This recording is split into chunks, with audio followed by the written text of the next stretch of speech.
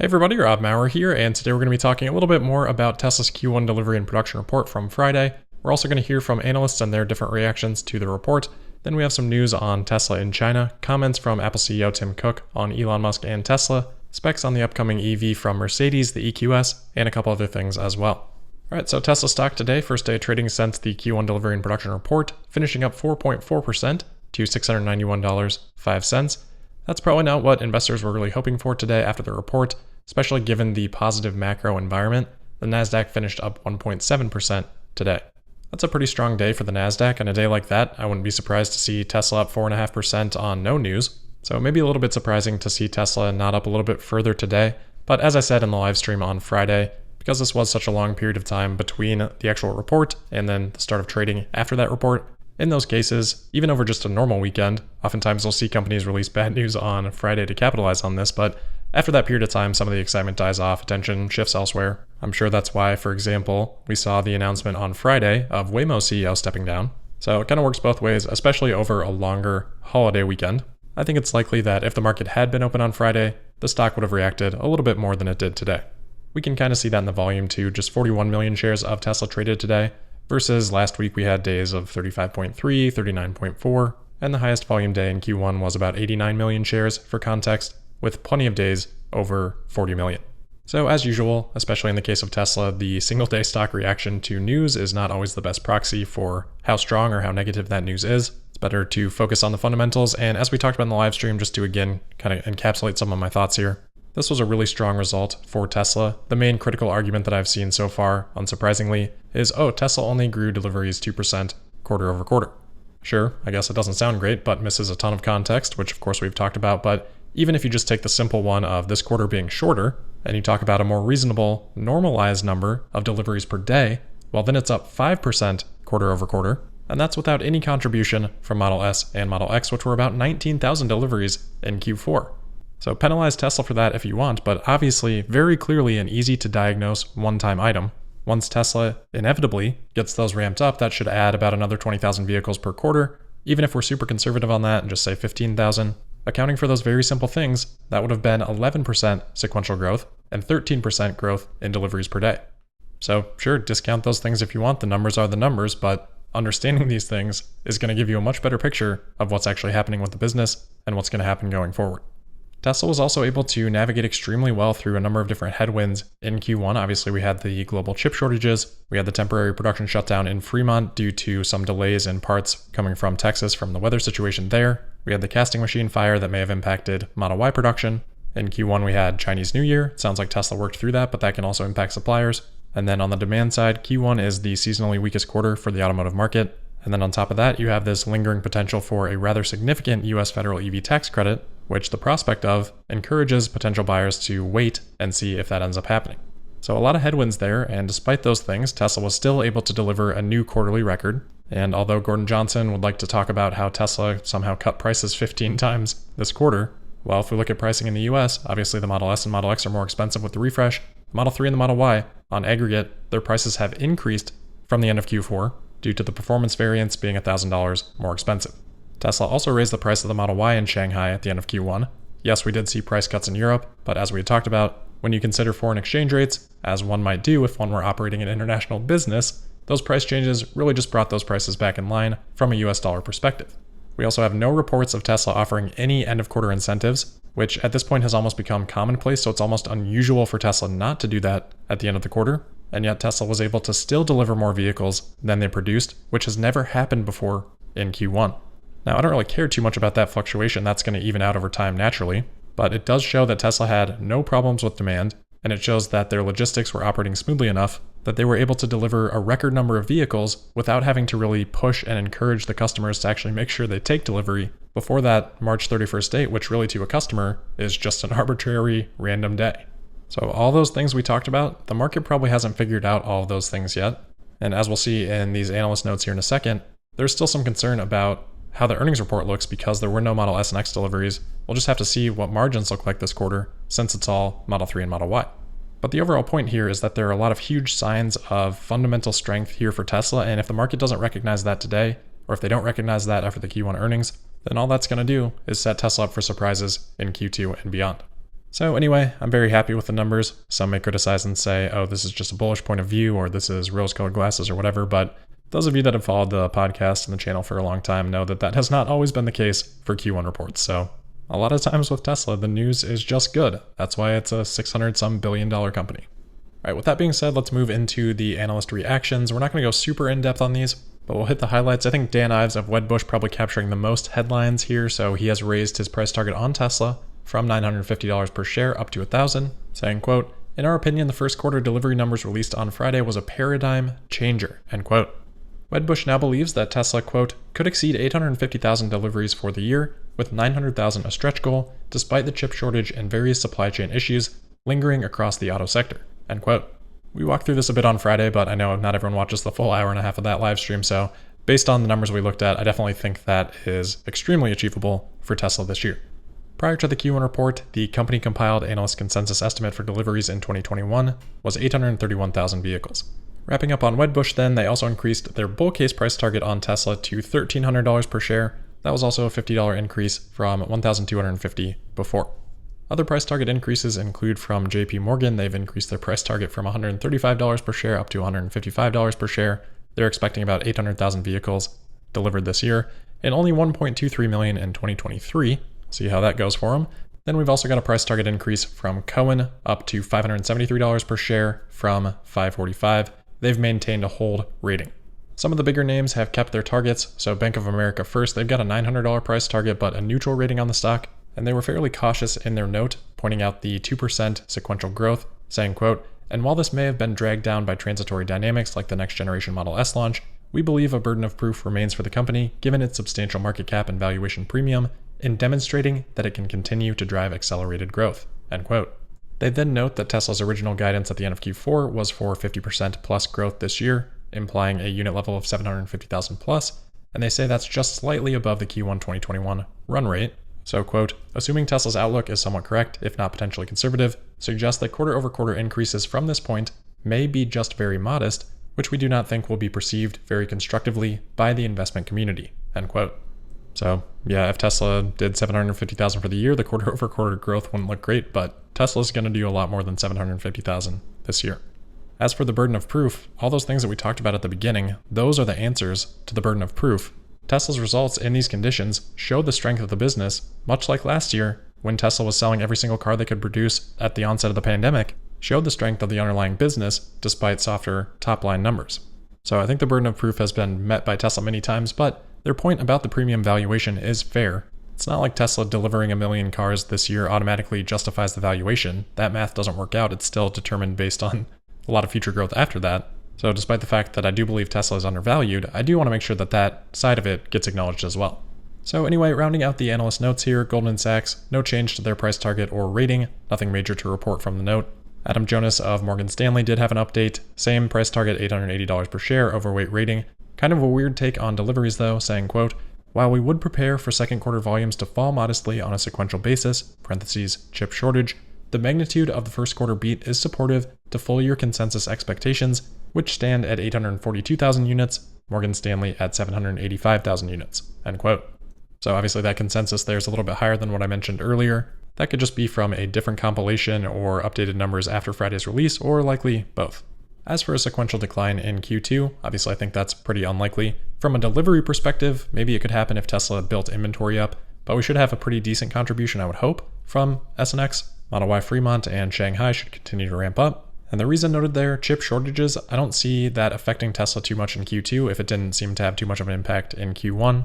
From all the research we've done on that so far, it definitely seems to vary by automaker and how they negotiated and structured deals with their suppliers. And it seems like Tesla, based on Q1, has been able to handle that so far. So I wouldn't expect that to change in Q2. Obviously it could, but I wouldn't forecast for it.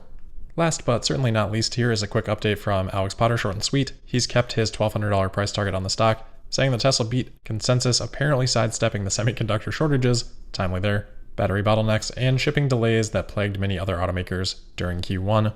He is still keeping his 2021 delivery target at 894,000 vehicles, and notes some caution around the ramps of Giga Berlin and Texas, saying, quote, "We still think these new factories could cause margin pressure, delivery delays, and temporary multiple compression, but we don't want to overthink these things. Tesla is a flagship holding, and we would own the shares," end quote. Oh, I guess one other one here that I overlooked in my notes, RBC Securities. So I just wanted to point out that they did lower their earnings per share and revenue forecast for Q1 due to the lack of Model S and Model X in the mix, which could definitely be a part of the more muted reaction here from both analysts and the market, though I'd say largely this has been a positive reaction. But again, any mix impact there, that's going to be temporary, though of course over time S and X just become less important overall. And I still think margins can be pretty strong this quarter. Logistics costs may have increased and things like that, but Tesla, remember, only offered the standard range Model Y for maybe a week or two. Otherwise, they're doing tens and tens of thousands of deliveries of the higher priced Model Y, which should be at a very strong margin. So add that again to the list of underlying strengths that we saw here in Q1. So next here, we've got a couple of China-related stories. This first is relevant to that Tesla pricing though. So this is from Ray for Tesla. He writes, quote, "Note, made in China Model Y sales still remains robust after a recent price hike of 8,000 yuan. As of yesterday, the orders placed on January 5th had not been delivered yet, while the website order page indicates delivery time in June for new orders, insane demand for made in China Model Y," end quote. So I bring this up for a couple of reasons. Number one, Q2 should be a good quarter. Tesla should be able to deliver everything that it makes again. But also, let's consider the other side of this. Tesla did just start ramping up Model Y in Shanghai, so there should be a pretty big order backlog right now. That's pretty normal for a production ramp. Well, for Tesla at least.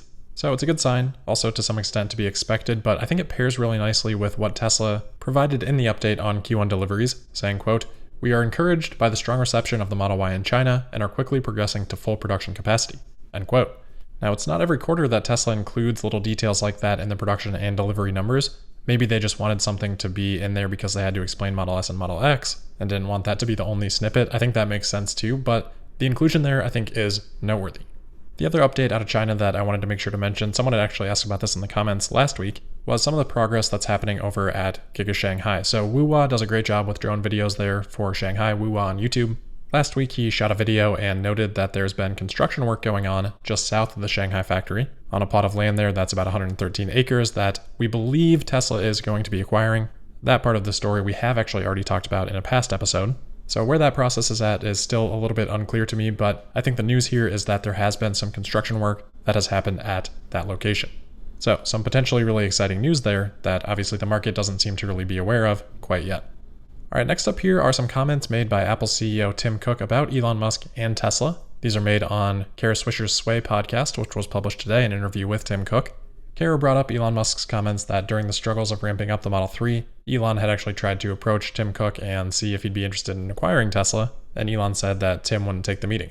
So, ask about this, Tim Cook says, quote, "You know, I've never spoken to Elon, although I have great admiration and respect for the company he's built. I think Tesla has done an unbelievable job of not only establishing the lead, but keeping the lead for such a long period of time in the EV space. So I have great appreciation for them," end quote.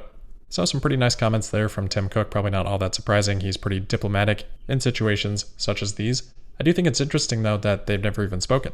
As for Apple's interest in the car space, Cook said, quote, "In terms of the work we're doing here, obviously I'm going to be a little coy on that. The autonomy itself is a core technology in my view. If you sort of step back, the car in a lot of ways is a robot, an autonomous car is a robot, and so there's lots of things you can do with autonomy. And we'll see what Apple does. We investigate so many things internally, many of them never see the light of day. I'm not saying that one will not," end quote. Kara followed that up asking, would it be in the form of a car or the technology within a car? Tim said, yeah, I'm not going to answer that question. Kara said, I think it has to be a car. You can't just do the tech. You're not Google. Tim said, quote, "We love to integrate hardware, software, and services and find the intersection points of those because we think that's where the magic occurs. And so that's what we love to do. And we love to own the primary technology that's around that," end quote. Circle back to that previous response when he said, quote, "The autonomy itself is a core technology in my view," end quote. So yeah, probably well answered by Tim Cook. I don't know that there's a ton that we can really glean from that, other than what we already knew, that Apple is kind of working on the project in some capacity. All right, we've got one more story here, and then just make sure to stay to the end. I do have another announcement, but I think this one's actually pretty interesting. So we're going to talk here about the new specs that have been announced for the Mercedes EQS. This will be the upcoming all-electric, essentially S-Class variant. You may remember we talked about the interior and the screens a week or two ago. Mercedes has now shared more details. We don't have everything yet. I don't think we've seen pricing, but they did share some interesting details about the battery. So we've got battery size, we've got their projected range, and we've got charging capability. So on the battery size, they plan to offer two different variants, one 90 kilowatt hours and one that is just under 108 kilowatt hours. And importantly, they note that that is quote unquote usable energy content. So presumably the actual packs are just a little bit bigger than that. They note that the EQS, which will come out later this year, quote, marks the launch of a new generation of batteries with significantly higher energy density, end quote. Those batteries pair with a coefficient of drag that Mercedes says will be 0.20, which would be a record for a production car, potentially slightly edging out the refreshed Model S, which comes in at 0.208, and Tesla notes that's the best on Earth on their website. So new batteries, low coefficient of drag. Mercedes says this is going to give them a range of up to 770 kilometers on the WLTP test cycle. That's 478 miles. Generally, range comes in a lot higher on the WLTP test cycle versus the EPA test cycle. It is different for every vehicle, so it's tough to know how that's going to translate over to the EPA range test. But in general, EPA results end up being about 89% of WLTP. If that also ends up being the case for the EQS, the EPA range could actually come in around 425 miles or 684 kilometers. And again, that would be with the top end battery pack of just shy of 108 kilowatt hours. So obviously a lot of details remain to be seen. We have to see how that translates over to EPA, over to real world. Of course, the price is going to be a big factor here as well. But if Mercedes is getting 425 miles, that's pretty solid. We already talked about the interior. I think the interior looks really good. Mercedes says the EQS can be charged with up to 200 kilowatts at fast charging stations. So this could be a very viable electric vehicle, especially for those that prefer the Mercedes interiors, and especially if Tesla opens up the supercharger network. So this is one that I'm definitely excited to learn a little bit more about, and I'll definitely be keeping a close eye on it. Looks like a good effort from Mercedes. Should be a decent portion of buyers that are comparing this with the Model S, but I'm not worried about this from a competitive advantage standpoint. Again, they're talking 108 kilowatt hour battery there. As we had previously talked about when the refresh happened, I'm thinking Tesla is using something below 100 kilowatt hours, maybe 95 to 90 range, and Tesla is getting 412 miles out of that, so obviously that's born out of speculation a little bit, but if that is in the ballpark, then Tesla still has a pretty significant powertrain advantage there. Plus then you add in, cheaper cost of batteries per kilowatt hour, et cetera, et cetera. The EQS isn't something that worries me as an investor, and the Model S just isn't that important to Tesla's business overall, even with the refresh these days. I think the EQS is potentially much more threatening to a company like Lucid than to Tesla. If it does bring on any concerns though, Mercedes here says, quote, by as early as 2030, the company wants more than half the cars it sells to feature electric drive systems. This includes fully electric vehicles and plug-in hybrids, end quote. Okay, so super heavy hedging there. By as early as 2030, so it could be later, the company wants more than half the vehicles to be EVs, and that includes plug-in hybrids. Pretty unambitious statement there from Mercedes, kind of sucks out all the excitement from the room from this EQS announcement. All right, lastly here, just a quick update on the channel. If you're interested in working with me in some capacity, I want to hear from you. I've got a number of things going on behind the scenes that unfortunately I just can't really talk about yet, but I'm always working on these things. I want to bring in some people to help open up both time and maybe contribute to some of these other things as well.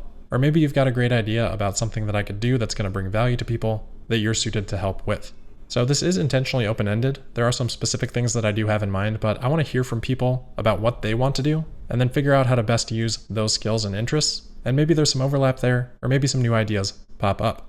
This could be anywhere from an internship to part-time to full-time, and it doesn't even need to be specific to Tesla. All options are on the table here. So if this is something that sounds interesting, if there's an idea that's already in your head right now, send me an email, no more than like a couple hundred words. You can attach a resume if you want, not necessary, explaining specifically, number one, how you think you can help, and number two, why you're particularly well suited to help with that. The email address for this is maurerworks@gmail.com, so maurerworks@gmail.com. And I would again emphasize, be specific with how you think you can help. I know people may just want to generally help, and that is amazing. That's awesome. I may be looking for something like that in the near future, just not in this instance. Please send the email. Don't reach out on Twitter because the DM system is kind of a mess. But that is it for today then. As always, thank you for listening. Make sure you're subscribed and signed up for notifications. You can also find me on Twitter for other purposes at Tesla Podcast. And I'll see you tomorrow for the Tuesday, April 6th episode of Tesla Daily. Thank you.